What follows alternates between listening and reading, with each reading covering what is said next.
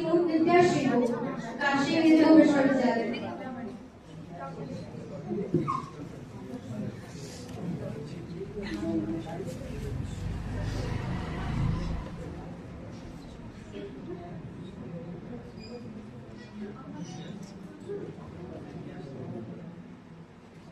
गायत्री मंत्र से शुरुआत करते हैं।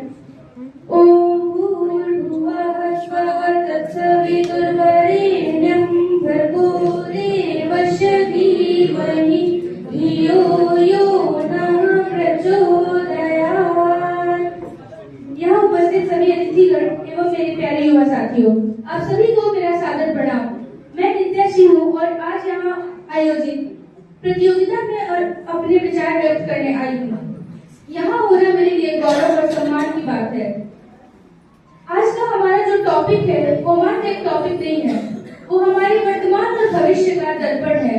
किसी भी राष्ट्र की नींव वहाँ की युवा शक्ति पर ही आधारित होती है। अगर किसी राष्ट्र के युवा जागरूक है, चरित्रवान है, कर्मशील है, तो फिर उस राष्ट्र को आगे बढ़ने से कोई भी शक्ति नहीं रोक सकती है। केवल ऊंचे ऊंचे मकान, चौड़ी सड़कें एवं तमाम तरह के आधुनिक सुविधाएं होने से एक राष्ट्र महान नहीं होता। एक राष्ट्र महान होता है वहाँ पर रहने वाले नागरिकों के चरित्र से, उनकी निष्ठा से एवं उनके कर्मशीलता से, और सबसे महत्वपूर्ण जो है वो है वहाँ के युवा के संकल्प से।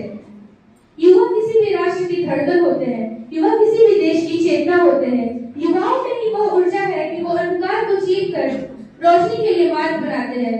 हमारे ग्रंथों में तो युवाओं के लिए सदैव से एक विशेष स्थान रहा है। कहा गया है युवा भव यशस्वी भव धर्मिष्ठ भव, अर्थात युवा बनो, यशस्वी बनो और धर्म के मार्ग पर चलो और अपना कार्य करते रहो। अब जब हम युवाओं की बात कर ही रहे हैं तो भारत की आत्मा से स्वतः ही एक तेजस्वी नाम उभर कर आता है, जो कि है स्वामी विवेकानंद जी का। स्वामी विवेकानंद जी महज एक सन्यासी नहीं थे, बल्कि वो सभी युवाओं के लिए प्रेरणा स्रोत थे।